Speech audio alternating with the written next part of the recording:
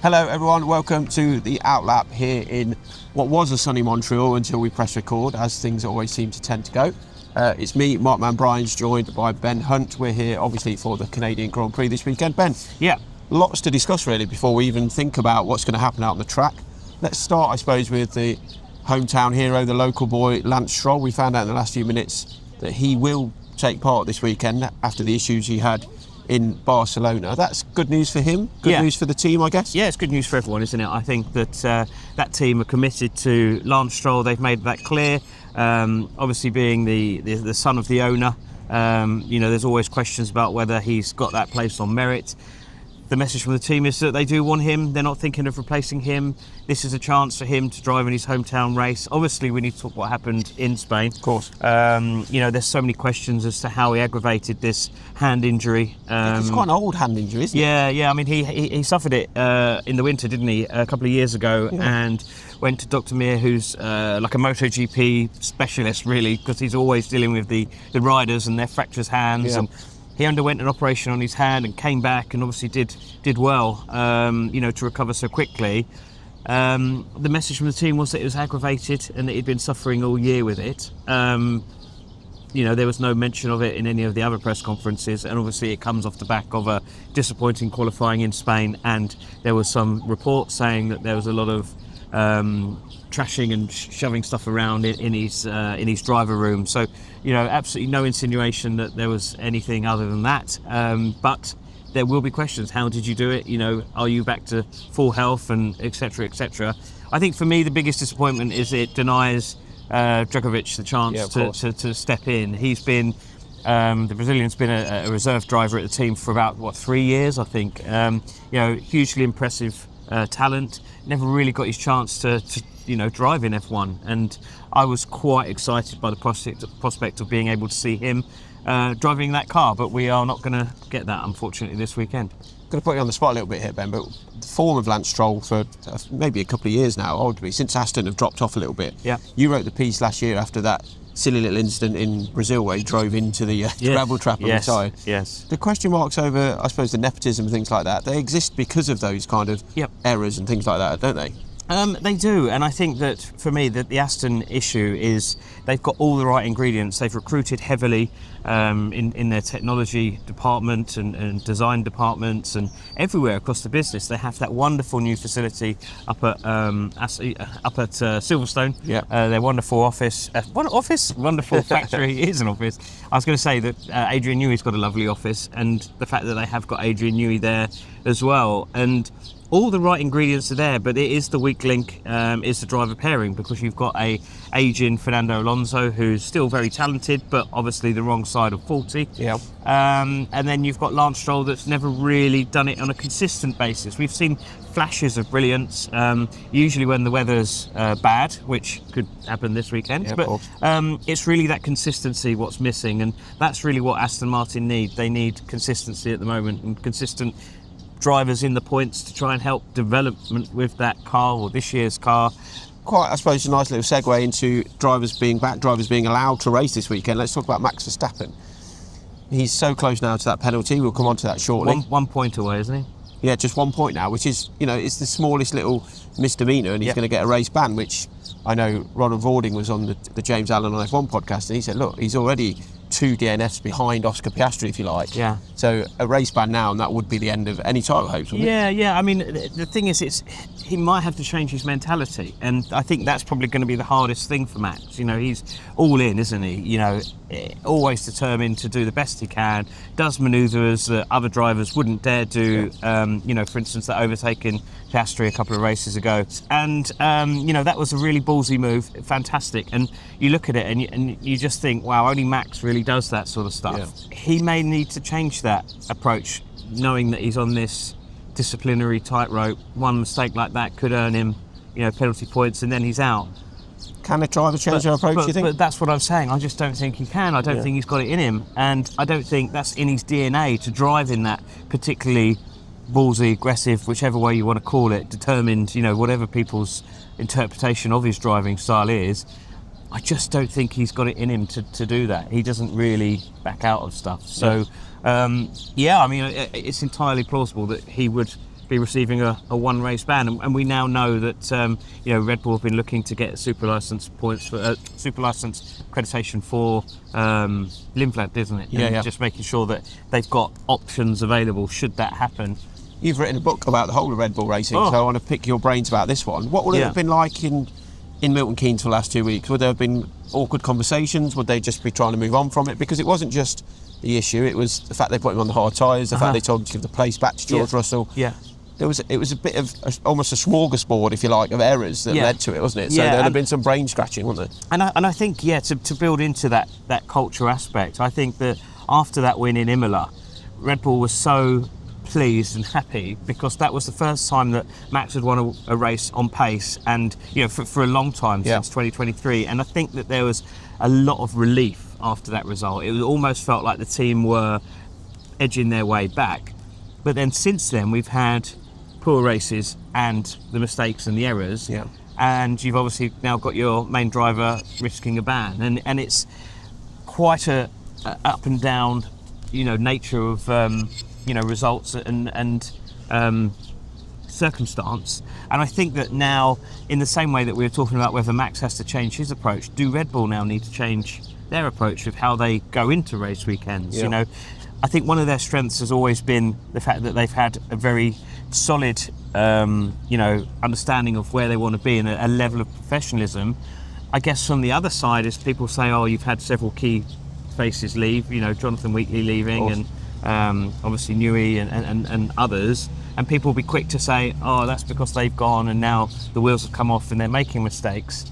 But actually, the other option perhaps to look at it is yes, they have gone, but it's allowing people now to fill those roles, and it is inevitable that they will make mistakes. So maybe it's just part of the evolving culture at Red Bull. And I do think that the Constructors' Championship won't happen this year, and I don't think the Drivers' Championship will happen this year, but it's important that they keep that momentum going forward for 26, which will be a massive year for everyone. Right, we mentioned there, Red Bull book that you wrote. Let's quickly have a little segue into your McLaren book. This is turning into some sort of... It's like an interview. Promotional piece. But tell us, top 10 Sunday Times list? Yeah. Tell us about the book. Tell us how pleasing it was to get it out there. Yeah, so the book is Forever Forward. It's a story on McLaren, and I'm not going to make this too ad heavy, but it was a fun project to do because it was looking up the up and down nature of McLaren's past and sort of triumph and adversity and the repeating pattern. And then I'd identified, obviously, that from Austria onwards they were on an upward path. Quite a steep trajectory, and obviously reaping the rewards at the moment with regards to wins and championships, potential championships this year. So it's gone well. It's selling well. All good. Thank you for the plug. Very welcome. Fast pace. Let's talk about McLaren then, because they are the fast paced car at the moment. Piastri and Norris. Is Piastri still the one at the moment happiest, do you think, in that car? Yeah, I think so. It's very hard to tell, isn't it? Because he's just so devoid of emotion. And there's a really, quite an interesting aspect with Oscar in the way that he manages the situation. Yeah. And then you flip it over to Lando Norris, who's a very emotional character. And I'm really interested, again, to see how all this plays out over the course of the season. But for me, Oscar is the one who's got his tail up, looking confident, and I can't see past him at the moment. What about you?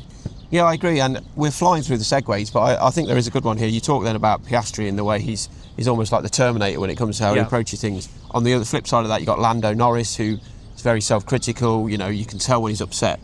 Very similar to another Brit in Lewis Hamilton, who is clearly struggling. He's clearly got issues with the car. He's not really bedded into that team.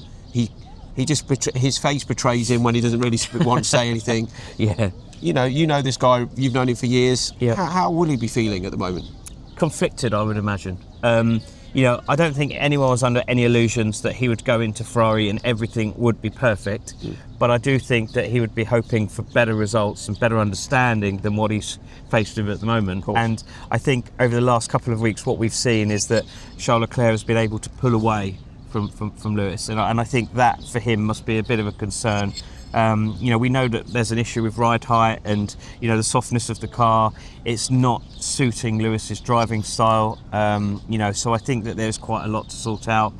ultimately, I guess he's probably feeling a little bit despondent, a little bit disappointed, and the wind taken out of his sails, because at the start of the year, all that positivity and well-wishing, and then you also had that win in China. Yeah, the sprint, of course. In the sprint race, which again, in terms of going back to the Red Bull situation of giving everyone a lift, and that it's proved to be a false dawn, really. And yeah, he can't hide his emotions. Obviously very frustrated, but this was all about for next year. This season was all just trying to start that relationship building with his engineers and the team, and building out everything in preparation for 26. And again, obviously that's the big year. This kind of year's been a bit of a write-off, really, as just a learning experience. So let's see what happens next year. I don't think you can judge him on this year's performance. 7-time world champion's always going to make the headlines, always going to get the news. I do feel a bit for him, and the relationship, as you mentioned there, with the team on the team radio now. It's played out to the millions of people who watch Formula One. The TV producers that are picking those bits of radio, of audio, they're not stupid. They know that that's going to attract attention. Yeah, it's growing pains. Yeah, isn't absolutely. it? I think that's it. And I think the only thing that I would be conscious of is just public perception. And obviously, there's a lot of support for Lewis around the world. It just needs to maintain that. He maybe needs to bite his lip a little bit. Yeah.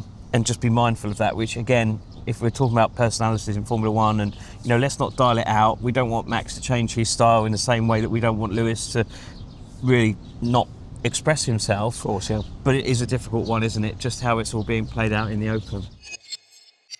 We've had, over the course of this season on the Outlap, we brought you the Rating Bulls game show. Oh no! We brought you the Max Factor game show. Ben, this is your first ever appearance on an Outlap game show. We're going to theme it around Canada, theme it around Lance Stroll. So bear with me while I get my famous notebook. We're going to have a quick round of a stroll down memory lane. Nice, I see what you've done there. So you're going to get 5 facts about Lance Stroll's career. Okay. We're going to compare them to other F1 drivers. Right. And all I need to know if the number I give you is higher or lower. Okay. So nice and easy. You could have just called it higher or lower, but it's not as good, no, is it? I like Stroll around Montreal. That's yes. good. So, in his career, Lance Stroll to date has scored 306 World Championship points. Is that higher or lower than Esteban Ocon? That's higher than Ocon. It's actually lower. Wow. Esteban Ocon, 465 points. I apologise to Esteban Ocon. There you go, you see. Right, he has started to date 174 Grand Prix. We now know it'll be 175 on Sunday, obviously. But is that higher or lower than Eddie Irvine? That is higher than Eddie Irvine. It is. Eddie Irvine started 145 Formula One Grand Prix. Last season, Lance Stroll, difficult year for Aston Martin all round. He scored 24 World Championship points. Is that higher or lower than the Racing Bull of Yuki Tsunoda from last year? That is lower. It is lower, but Tsunoda only scored 30, which I think is quite surprising. We've got 2 more for you here. I'm not doing so bad. You're doing okay. First F1 season was 2017. Yes. He scored 40 points driving for Williams. Yes. But was that more or less points than his Williams teammate of that year, Felipe Massa? I would say Massa outscored him. He did. Do you want to have a guess by how many? 16 points. So only 3. Oh. So not a bad rookie year, really, for Lance Stroll. So finally, this is my favourite question because I think you will have no idea, so it's a complete guess. Lance Stroll, in 2016, won the European Formula 3 Championship. He did. He scored 507 points. He did, yes. The next year, that title was won by Lando Norris. Yeah. But did he win it? Fewer points. He won it with fewer points. He did. He won it with 441. So, quick tot-up of the score there. And you did. You got 4 out of 5. So that was a great stroll down memory lane. Not bad, is it? It's very good. Not bad. I hope Connors enjoys that pun as well. I hope you enjoy the rest of the weekend. Join us across the Motorsport Network. Keep across Motorsport for everything you need for the F1 Grand Prix here in Montreal.